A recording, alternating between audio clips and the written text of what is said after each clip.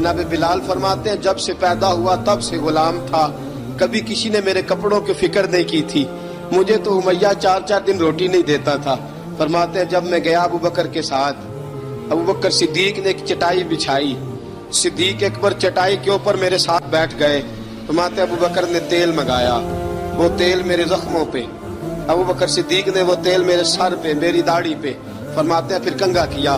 پھر ابو بکر صدیق نے ایک جوڑا منگایا، وہ کپڑے مجھے پہنائے۔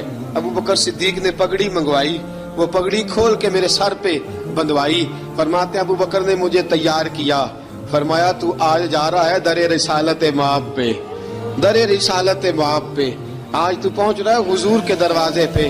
وہ کسی شاعر نے تو بڑی شاندار بات کی، اس نے کہا بڑی امید ہے سرکار قدموں میں بلائیں گے، کرم کی جب نظر ہوگی مدینے ہم بھی جائیں گے، اگر جانا مدینے میں ہوا ہم غم کے ماروں کا، مکینے گنبد خضرا کو حال دل سنائیں گے۔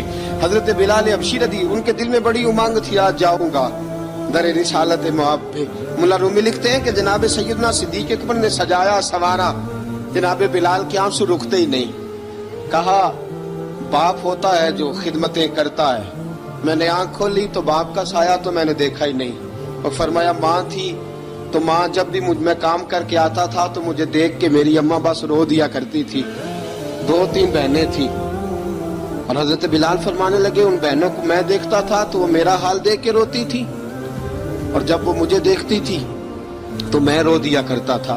فرمایا ابو بکر میں نے تو یہ رنگ ڈھنگ دیکھے نہیں جو آج تو مجھے دکھا رہا ہے۔ جناب سیدنا صدیق اکبر رضی اللہ تعالیٰ عنہ بنا سوار کے نا حضرت بلال کا ہاتھ پکڑ کے سینے پہ رکھا، جناب بلال ہچکی لے کے روئے۔ حضرت ابو بکر صدیق نے فرمایا جتنا رونا یہاں رو لے، میں کائنات کے آنسو دیکھتا ہوں لیکن جب نبی کی آنکھوں میں آنسو دیکھتا ہوں تو دیکھے نہیں جاتے۔ فرمایا یہاں رو لے، حضور کے دروازے پہ جا کے تیری آنکھ میں آنسو نہیں آنا چاہیے۔